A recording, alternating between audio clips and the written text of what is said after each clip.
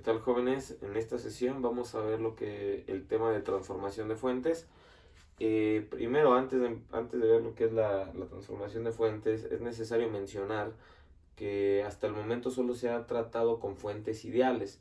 Una fuente ideal es aquella que, independientemente de la corriente que le demandes o el voltaje, su valor de salida nunca va a cambiar.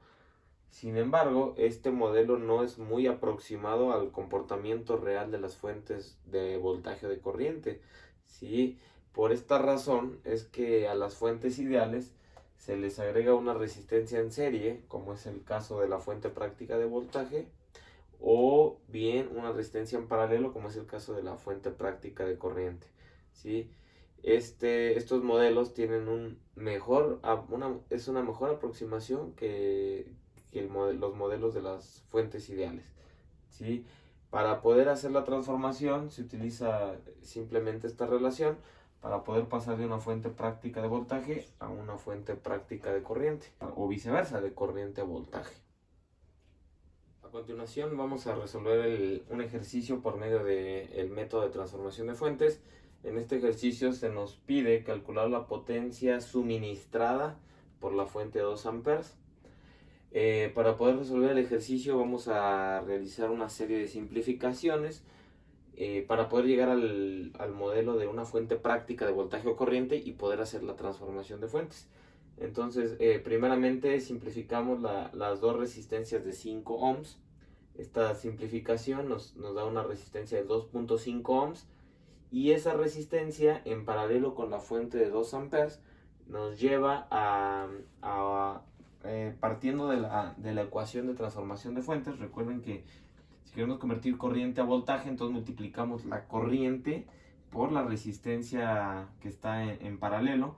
Entonces 2 por 2.5 nos quedaría una fuente equivalente de 5 volts en serie con una resistencia de 2.5 ohms. Posteriormente vamos a realizar la conversión de la fuente de 15 volts con la resistencia de 5 ohms. Ahí sucede algo contrario. Entonces, si queremos encontrar corriente, despejamos, y entonces el voltaje entre la resistencia sería 15 volts entre 5 ohms, nos daría una fuente de corriente de 3 amperes en paralelo con la resistencia de 5 ohms.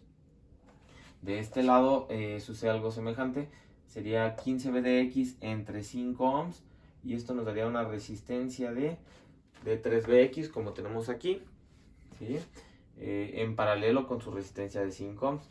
Y por último, simplificamos estas dos resistencias, 5 y 5, y nos va a dar una resistencia de 2.5 ohms, y esa resistencia la multiplicamos por la corriente dada la ecuación de transformación de fuentes. Sería 2.5 por 0.1, nos quedaría una fuente de 0.25 VDX en serie con la resistencia que simplificamos. ¿Sale?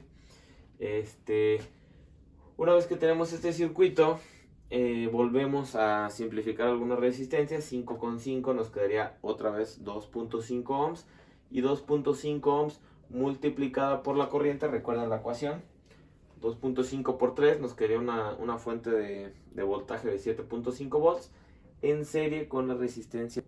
Del lado derecho se hace algo semejante, 5 y 5 nos quedaría de 2.5 ohms, multiplicado por 3 VX nos quedaría una fuente dependiente de voltaje de 7.5 VX en serie con la resistencia equivalente, ¿no? Que sería 2.5 ohms.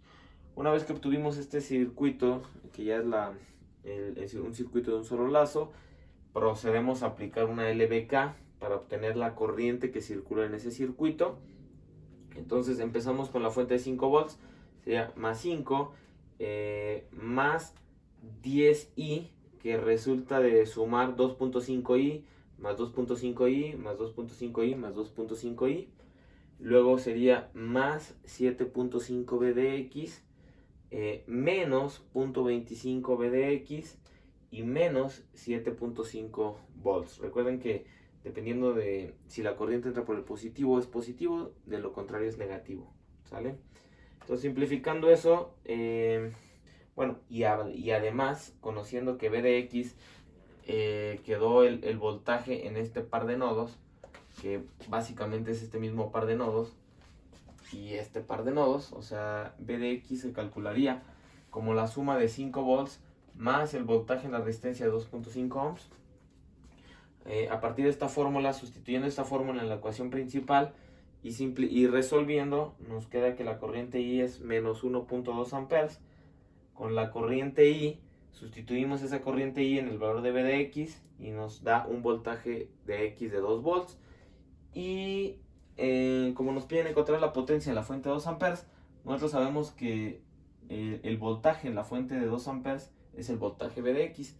Entonces, para encontrar la potencia multiplicamos B de X por 2 amperes, como tenemos aquí, ¿sí? Entonces, B de X por 2, sabemos que B de X es 2 volts, entonces nos da una potencia de 4 watts, una potencia suministrada.